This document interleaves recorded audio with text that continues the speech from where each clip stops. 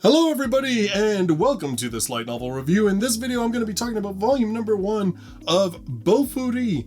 I don't want to get hurt, so I'll max out my defense. This one written by Yuumikan with illustrations by Koin.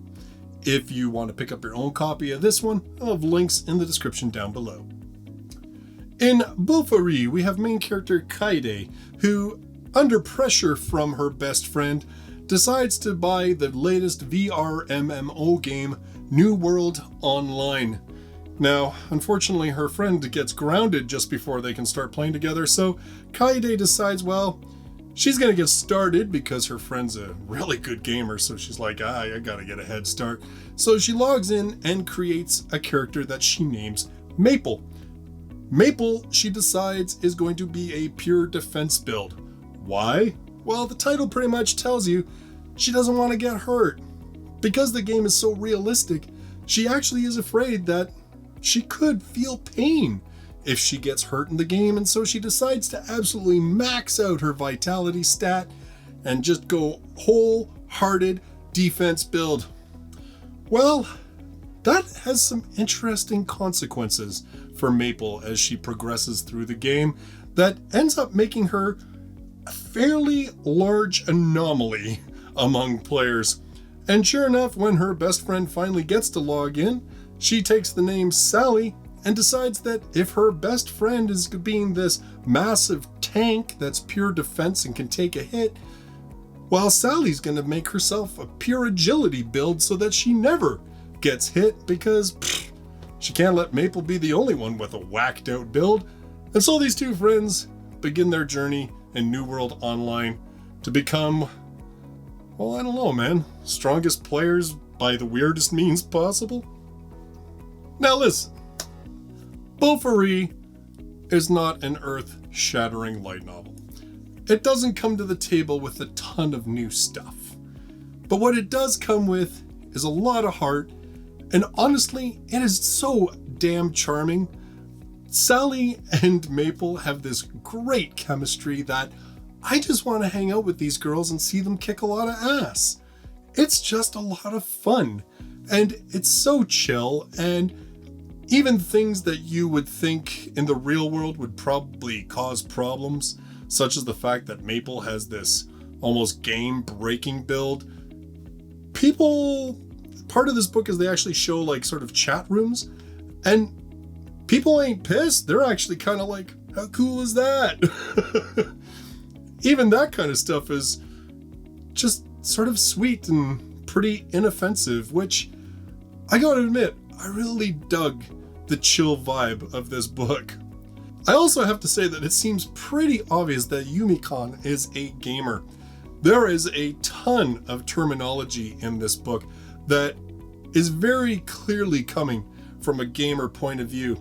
And the book is written in a third-person narrative, and that narrator, much like, say, Tier Moon Empire, sort of throws in their 2 cents every now and then about what Maple is doing and how Maple's playing the game and why Maple is doing her build. And honestly, a lot of times the narrator is what made me laugh most, but makes it very clear why her build is odd, because, again, as I said, you can tell this person's a gamer and they're like, who the hell wouldn't invest at least some of their points in things like agility or strength?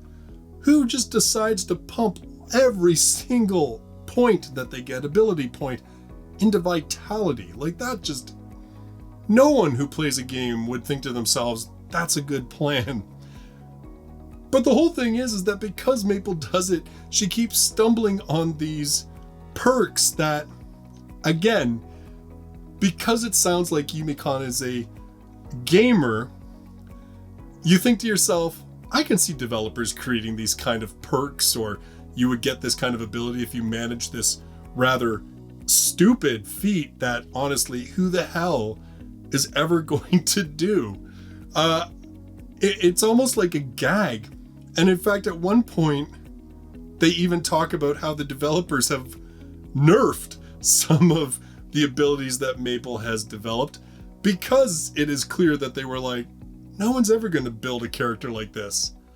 Well, Surprise! Somebody did. So I like that part of this. I like that the fact that this seemed to be an author who has fun and seems relaxed and really comfortable with the material and the whole game mechanic that they're dealing with. And as I said, a lot of this is really bordering on that slice of life deal. I mean, there's even one whole chapter where basically Maple and Sally venture to have dinner together in the cool location in the game that they've heard rumors about online. It's this kind of like laid back adventuring with your buddy and having fun, and that really appealed to me, honestly.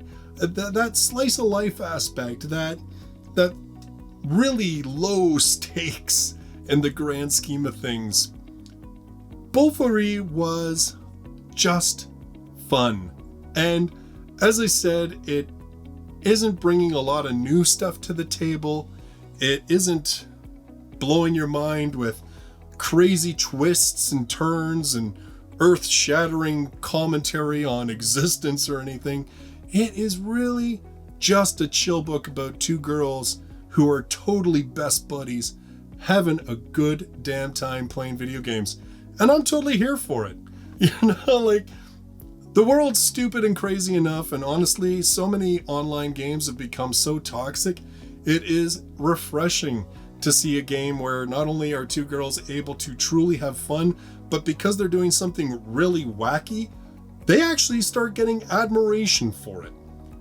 That doesn't seem to happen a lot in the real world, and it was kind of nice just to see it at least in fiction. So overall, Bofuri, if you like the VRMMO thing, if you like a bit of fantasy, but you're really in it for a good slice of life, I think this is a definite win. If you don't like any of those things, this ain't your book, and you probably knew that already. In this video, I want to say a special thanks to Yoon, Shelly Ann, Renzos, Jonathan McCabe, and Hutch for their support on Patreon, as well as the support of all of my patrons who have helped to keep the channel going and growing and supporting other projects like EnglishLightNovels.com and the Light Novel Podcast. For my next review, I just realized I started shooting this and I'm actually reading this book right now. And so it's a hardcover, and I left the book upstairs where I was reading it, and so all I have is the slipcover. But you guys don't care. It's going to be volume number 2 of The Eminence in Shadow. You know, I realized that I had a good time reading the first one, and I thought, you know what? The heck with it. I haven't read volume 2 in a while, so that's going to be my next review. In the meantime, make sure if you like this video, you hit that like, subscribe, hit the bell, you know, the crap all us YouTubers say to you over and over and over again. In the meantime, though, thanks for checking out this video. I appreciate it, and I look forward to seeing you in the next one. Till then, bye-bye for now.